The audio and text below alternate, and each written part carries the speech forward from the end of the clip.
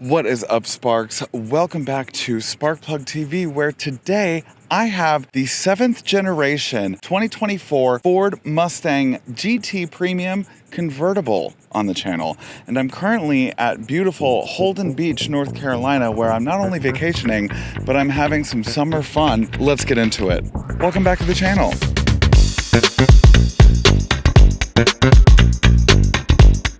Welcome back to Sparkplug TV. My name is Chris and I do car reviews for literally everybody, not just car enthusiasts. Before I begin today's video, please don't forget to like this video, comment something down below, subscribe to the channel, and hit that bell icon so that you get notified whenever I drop a new video, which is whenever I can. I'm even making content on my own vacation. That's how much I love doing this. Thank you so much for your support. We are in the 7th generation of the iconic American name badge, the Ford Mustang. My very first model car was actually an original Ford Mustang in Carolina blue. I painted it myself, I assembled it myself, and I'm very proud of it. And to this day, I still have it. I don't know where it is though. I think it's in my parents' house somewhere. I feel like a kid in the candy store right now because this thing is incredible. They really did some serious justice to this car, especially when other muscle cars like the Camaro and the Charger and the Challenger are obsolete at this point. Ford has stayed steadfast in their two-door coupe with a V8. Let's keep going.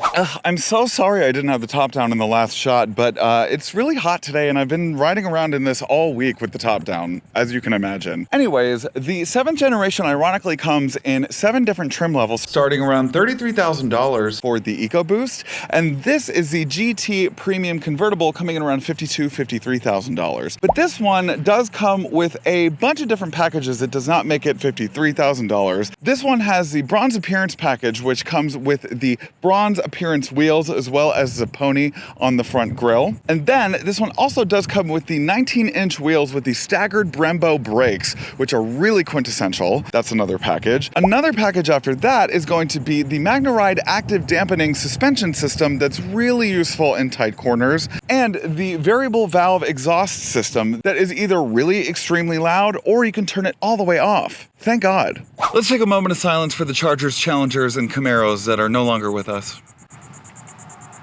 Okay, anyways, this is a 5-liter naturally aspirated V8 engine that outputs 480 horsepower and 415 pound-feet of torque. But because this has the $1,200 performance exhaust system, it does up the ante to 486 horsepower and 418 pound-feet of torque. It comes standard with a 6-speed manual transmission or the optional 10-speed transmission automatic, but I would suggest this 6-speed manual because it comes with rev matching. You have a drift mode. There is a drag option. Hello.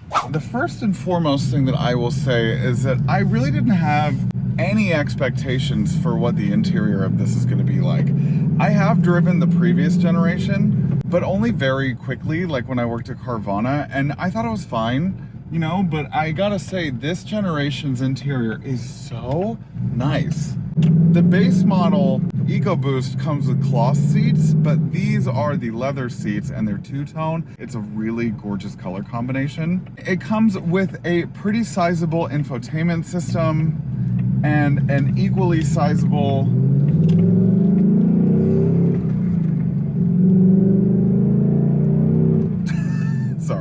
an equally sizable gauge cluster. I could live with or without the infotainment system, but I actually really do like the fully digital gauge cluster. I think that it's really nicely laid out.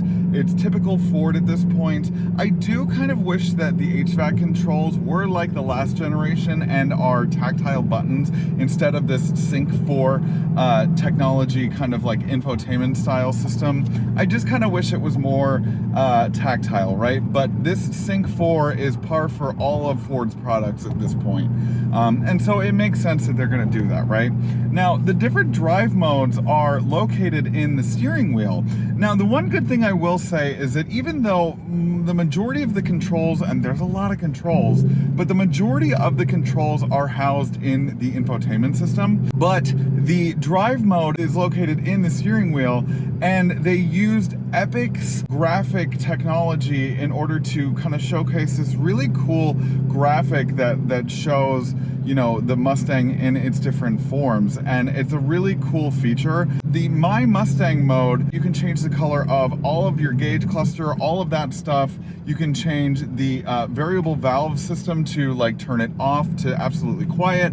You can put it into track mode, which is the most uproarious, sport mode, which it's in now, or the normal mode. Now, I can't really tell the difference between the sport and the track mode, but in general, I mean, it's a really interesting, uber customizable. There's a bunch of track apps like the drift brake mode, the rev matching that's always turned on. You can turn that off. I don't know why you would, but it's got launch control, it's got line lock, it's got a lap timer, it's got launch settings, brake performance that shows you different performance. Like you can time yourself going 0 to 60, you can time yourself going 60 to 0. I mean, there's so many different things that you can do in order to, you know, give yourself your best Ford Mustang experience.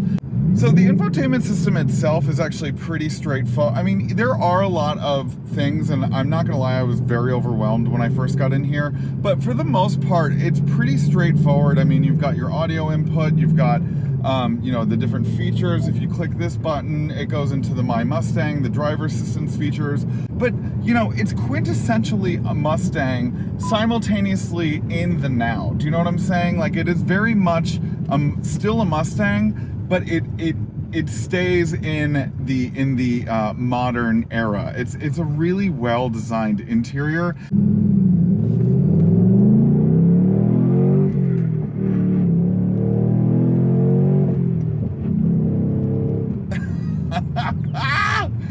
Oh my God, and how could you not love that 5-liter? It's so good. I gotta say too, when I first got in it, I was very kind of perplexed at how large it was. I was like, this is really big.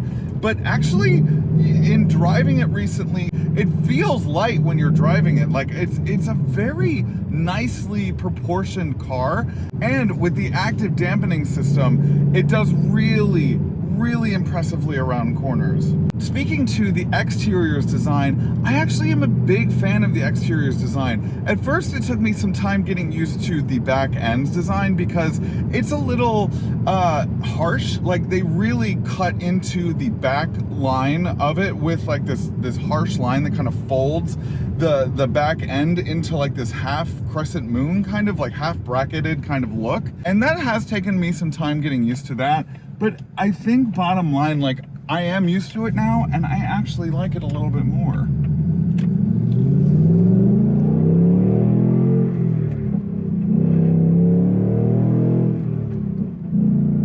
This thing is so fun. It's so much fun. And I didn't expect, for how big it is, I didn't expect it at first to be really well at handling corners, but it actually handles them perfectly fine. I mean, it's actually impressive how well this thing handles corners. Both the front and the back end and the side profile, quintessentially Ford Mustang.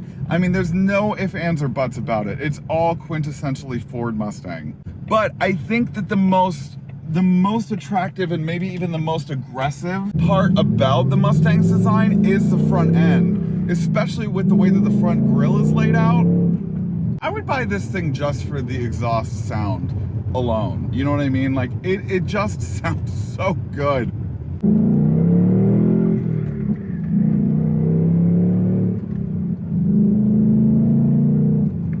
That 6-speed manual, it's really hard to stall out at a light, and I don't claim to be the best when it comes to manual transmissions, but this is probably one of the easiest clutches on the market. It's really forgiving.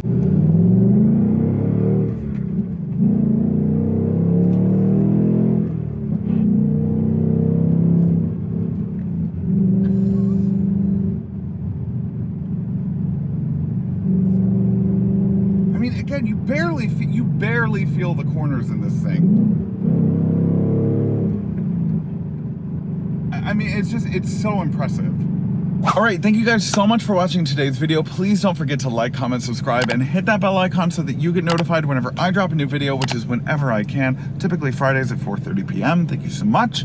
Now, what I have to say, one thing I forgot to mention about this is that this new Ford Mustang also does come with the strangest of e-brakes. Now, it is an electronic emergency brake, but it's in the shape of a manual emergency brake that you push down on to put into drive, and then you pull up on on to put it into park, which is a very interesting feature, but Ford says that you could still use it to do power slides around corners. I haven't tested it, and I'm not going to test it on an open road, but that's what they say that you can do. So we'll I'll leave them at their word for that one. In general, incredible. I literally, like, first of all, you can get a 5-liter V8 for around $42,000 to $44,000. Hello? That's incredible. Yes, this one costs around 60, 64, whatever, but like you can get the base GT with the 480 horsepower 5-liter naturally aspirated engine for $42,000, $44,000. That is insane to me. Especially nowadays, like something that high powered for that low money, I think that's incredible, truly. From the way that the modes are laid out to the My Mustang, you know, configuration, you can really personalize this, and that's what they did within the fourth and the fifth generation, was when they started to make it more customizable, and it shows in this generation. And I've told Ford straight to their face that, like, I was not a fan of the late 90s, early 2000s, but that I am totally back in with the 7th generation, because the 6th generation, I was pretty much back in by then, but like this solidifies for me why I'm a Ford Mustang fan. Like, I have been a Ford Mustang fan since birth, and this solidifies it. Between all of the options that it comes with and just how accessible it is, it's an incredible car. It's incredible. I love it so much. Other than like the HVAC controls, that's my only complaint. So take it or leave it. Anyways, thank you guys for watching, and I'll see you on the next one. Bye-bye. Hey Sparks, thanks for watching today's video.